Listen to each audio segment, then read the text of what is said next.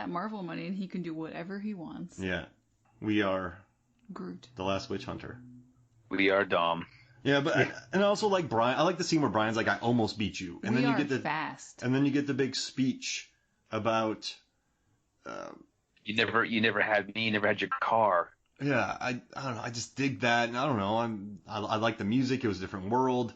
I almost destroyed my 4-cylinder car after this movie. Is it the best? No, but I mean, I think it's a fair way to. I kicked off the world. It laid put the 4 tires on the ground, I guess. Well, it gives you all the elements. It's got the fast cars, the family, the barbecue. People are furious. Yeah. So I wrote a list of pros for this. Ooh. Okay. Yeah. So here's my 5 pros. Dom is a great antagonist. He is not the main character in this film, which we've talked about previously. Right. It's super novel. I had never seen anything like this before. And recently I found out that this movie was based on an article that someone wrote. Right. Yeah, I didn't know that. The soundtrack was super banging. Yeah. Slapped so hard for when it came out. Mm-hmm. Michelle Rodriguez. Discovering who Michelle Rodriguez was blew my mind. I am still obsessed with her. And then the stunts, the final scene is still an amazing stunt, and also you're worried for Vince in it, and it's I hadn't seen something like that. You're like, Vince is nominally a bad guy, but everyone is still trying to save him. Yeah, and Brian lets him go. Well, and that's another thing. It's like I went back and forth on whether I should mark that as a pro or a con, actually, because I don't know if we understand why Brian lets him go or not, which can be construed as a pro because you can talk about it, but it could also be a con because maybe Brian's story arc is unfinished. Well, in 4, when Maya is talking to Brian, she asks him, "Why did you let him go?" Exactly. And he goes, "I don't know." And she's like, "Well, you make these decisions that you're either a good guy or a bad guy." And then he kind of turns heel eventually based on that. Yeah. I think this movie also had the best moment of acting in it when he makes the phone call to 911. When Paul and Walker reveals that he's a cop. Yeah. Yeah. Because there's this moment of like this big reveal, but there's this tense, like life and death situation happening. I thought that was the best acting of any of the Fast movies. Wow. That's a good point. Yeah. And I know we didn't talk about this, but I love in 4 when Dom is beating a living tar out of Brian. I just love Paul Walker's face during that scene. It felt very. I felt like Diesel was actually tossing him around. I love Paul Walker's freakouts actually in all these movies. I dig that. Can we also say for like back to David's cool factor or cool logic?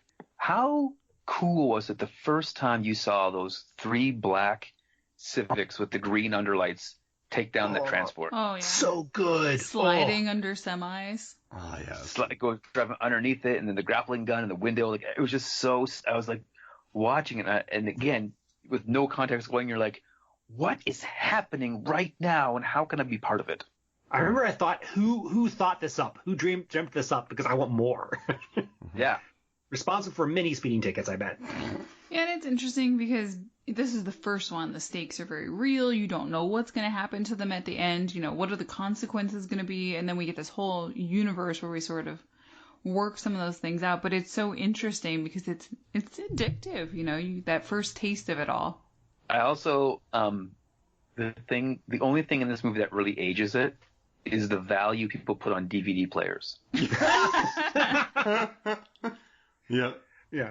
I guess on a more serious note about what this movie aging is really Vince's character and how he treats Brian and what the things he says to him, because he calls him a woman and I think and something else in it. And I remember watching, I was like, that would not fly today. Like that's a definitely no quote. Yeah. Yeah. And if we want to talk about like another con, and I think we have to talk about this if we're going to talk about this movie, is, how does this relate to Point Break? And is it actually a remake? Do we care if it's a remake? I forget who said that. I think one of you guys told me this, where listen, I make the compare every time I talk about this movie. I'm like, it's the best Point Break sequel ever, or remake. Yeah, it's a better remake than the Point Break remake. But I guess someone said something about. I was talking to somebody and I was asking them what they thought about Indiana Jones 4, and they're like, you know what, man? Like, I don't like it, but I get more time with Indiana Jones. So I guess if with this movie, I guess I'm thinking I get more time similar to something about Point Break because I love Point Break. So I mean, I love the plot of Point Break. I'll take it. I'll take another remake. That's good. Do you think that the Fast and the Furious is to Point Break as Fast 5 is to Sunset Shark Club? Yes. Yes. Such a deep cut. That is, yeah, absolutely. I mean, when you're on the waves and you're looking at the water, if the riptide takes you, you swim sideways. I mean, that's Fast 5 right there in a nutshell. That's Fast 5 in a nutshell. That's some actual prose right there. Yeah. I guess my point with this, Mark, is about the remake stuff. Is I don't care about remakes. I will watch them because I get more of something I like, and it doesn't eliminate the previous movie. When I see people get up in arms about remakes, I'm like, then just don't watch it and watch the original. What? I don't understand why you're mad. Yeah. How about this? Instead of it being a remake of any sort of the story, much like the music in these movies, it's a remix. The remix. Remix. A remix of Point Break.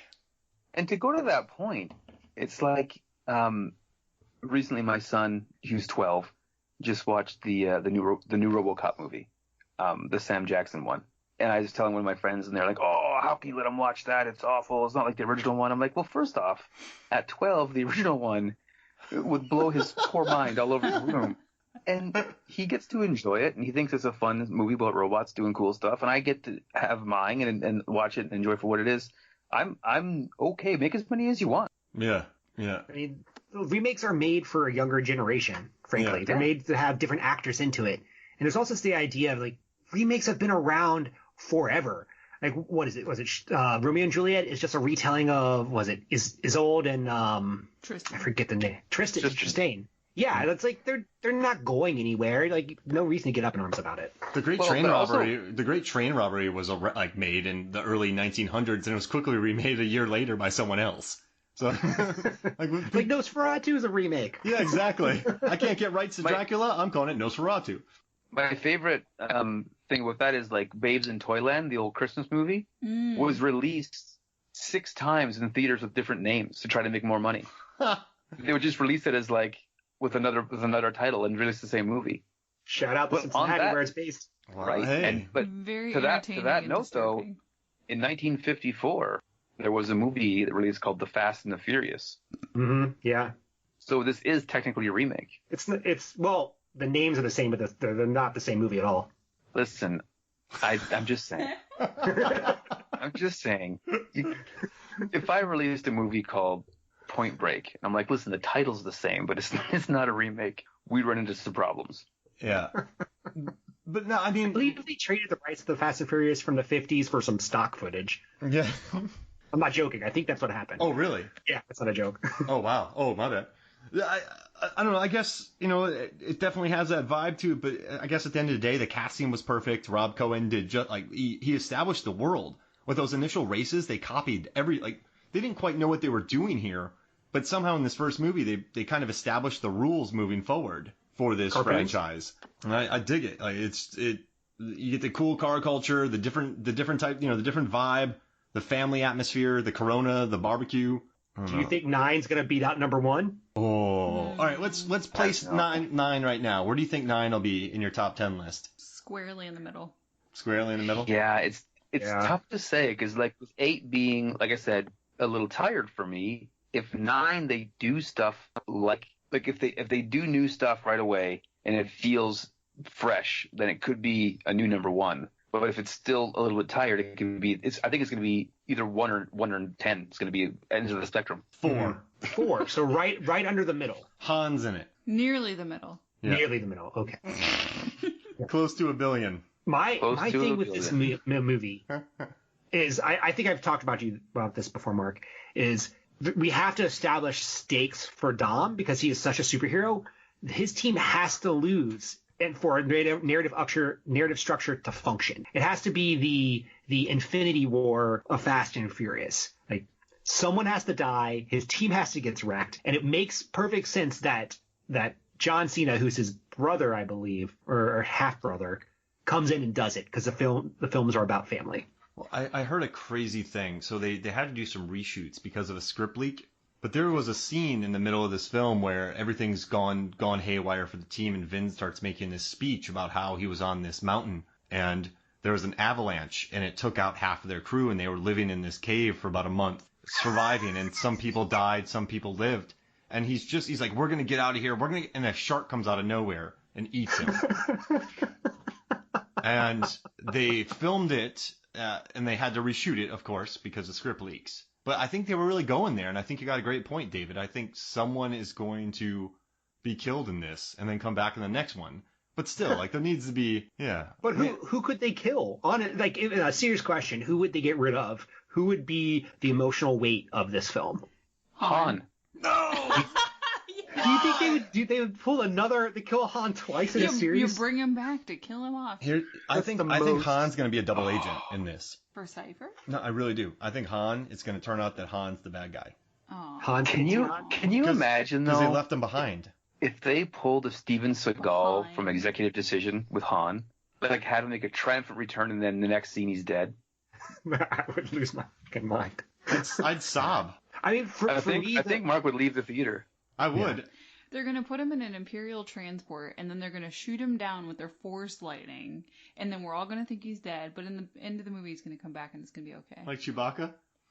When I was in Rise of Skywalker and I thought Chewbacca died, I'm like, I'm out of here. Yeah, Mark was done. I'm like, stupid.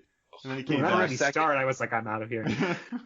When you said when I was in Rise of Skywalker, I was like, you were in that movie? Like, yeah. I immediately just thought you were in the film. So if you watch closely at the end when all the people come, so what they did was, Mark, I won a contest, and like, you can be any character in this. So I became Wedge Antilles. I looked like Elvis. I had big sideburns, weird helmet, and you can hear me going, I'm coming in. This is worse than the Avalanche story. I was Wedge Antilles in Rise of Skywalker. Elvis Antilles. I guess my point I was trying to make to bring this back, to reel everyone back in from this crazy sidebar. You're donutting us around. But, is that's not our style to come back to reality. We just follow the trail. I'm sorry, it's just the bunny trail. It's who I am. I can't get out of my head.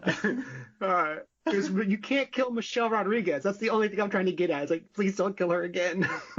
Because I view her as the heart of the series. That's Dom's main person. It's Dom, it's Brian, and it's Michelle. But now that I'm talking, I'm worried about Mia, because that could be real horrible. Wait, they could bring back Leon and then just blow him up with a rocket launcher. Yeah, just have him walk out. Some real emotional depth there. What do you think about that? Mm-hmm. Well, I mean, I want Leon back. Let's be honest. You can't kill Tej. You can't kill Roman. There's not enough emotional weight there. Man, that big forehead. Well, I mean, if you think about it, think about the emotional weight for Dom. His main main people are Letty, Brian, Mia. He cares about everyone else, but like those three are his like North Star. So we're saying kill Dom off? If he makes it through this series, I'll be real shocked. Wow, Adam, how would you feel? Wow, I don't think they can kill Dom off. I think with Vin Diesel's history in these films of like, I can't lose a fight, I can't take a punch, I don't think him dying is gonna happen.